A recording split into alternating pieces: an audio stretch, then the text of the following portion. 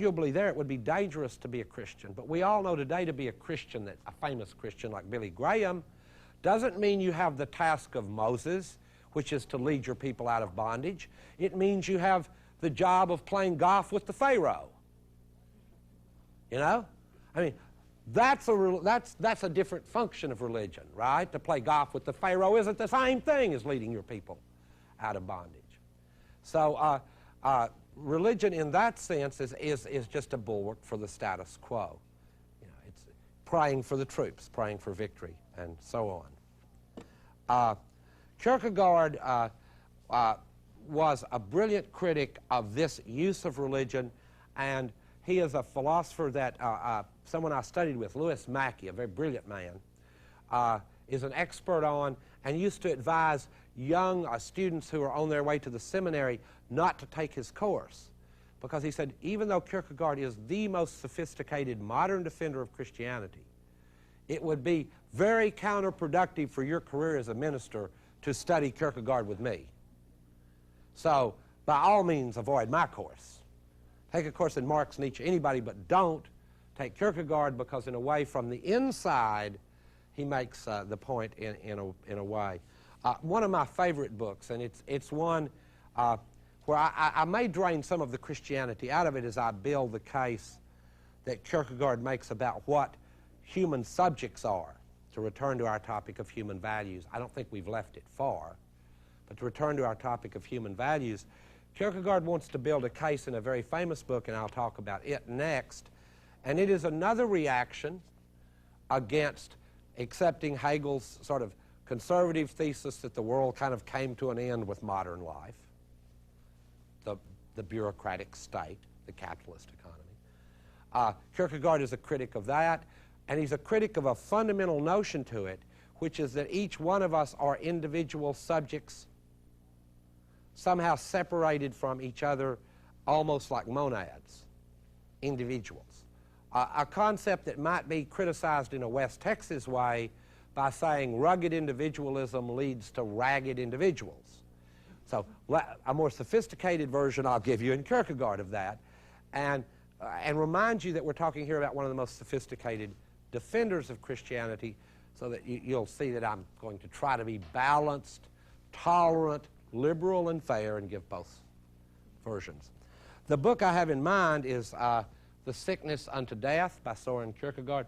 A very, you know, as you can see, you're in for the happy part of the course now, The Sickness Unto Death, which, by the way, with Kierkegaard you have to be on guard for irony all the time. Underneath the subheading is a Christian psychological exposition for upbuilding and awakening. None of that's going to happen in this book. In fact, the odd thing about The Sickness Unto Death, and I'm going to just discuss this book because I find it just a fascinating and wonderful book, and it's shocking, and it does hit a part of us that I mentioned before when I discussed our search for meaning in modern conditions, how difficult it is in a fragmented life shaped by work and other imperatives. Kierkegaard in this book is going to argue not for psychology, but about why psychology is in principle impossible. In other words, to make the argument banally, it's about why psychologists won't do you any good unless they give you medicine. I mean, they can give you medicine that will knock out a lot of your human worries, but other than that, there's a deep problem, and it's because the psyche itself is a problem. So now someone said they didn't understand very much of my last lecture. I'm going to read you the densest passage that I know of in all of philosophy that opens Kierkegaard's book. And I've got to remind you before I read it that it's a bit of a joke because it's a parody of Hegel's language. But beneath the parody is an important joke about what we are as subjects. So let me start with that, and don't ask me after I read this what it means. I mean, I'll have a little bit to say about it, but it's written beautifully, and we'll do this part, and then we'll move on.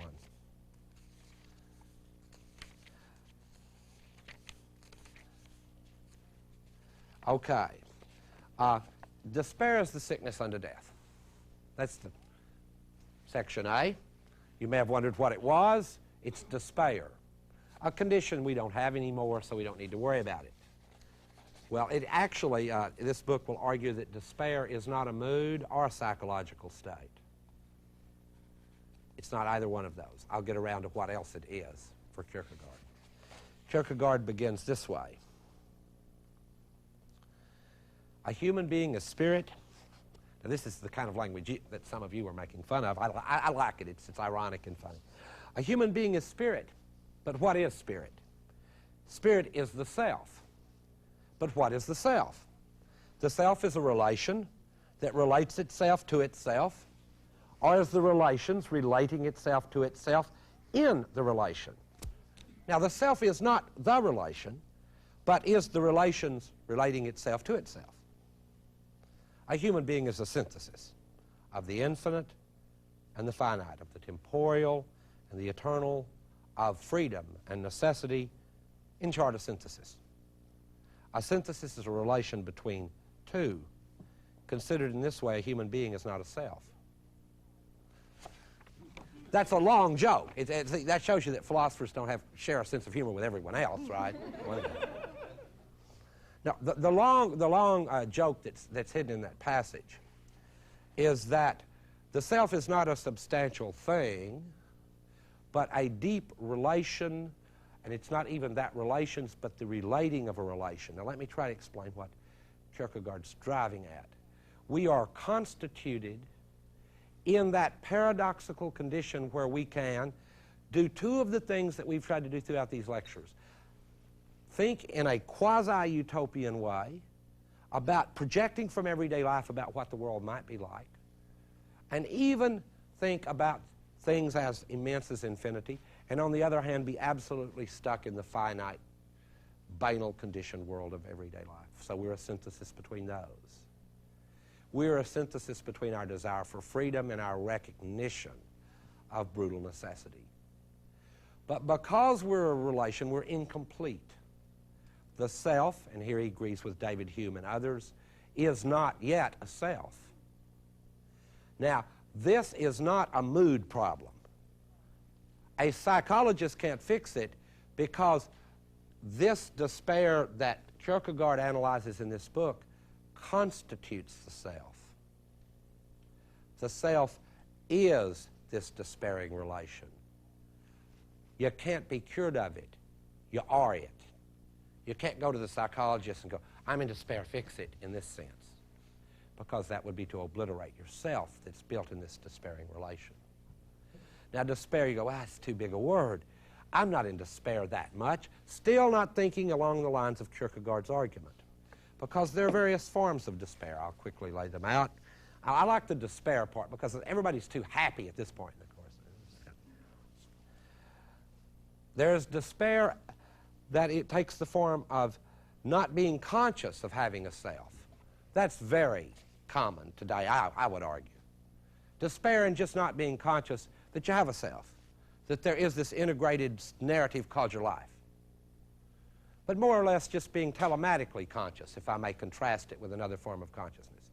Scene by scene, like the days and nights of Molly Dodd. Scene by scene, scene by scene, by scene, by scene, by scene. But no connecting narrative, no connecting thread to the story, not being conscious of having a self. That's despair. That's the despair that fills you with emptiness when you go, well, what does my life mean? And there's not a narrative to fit it into.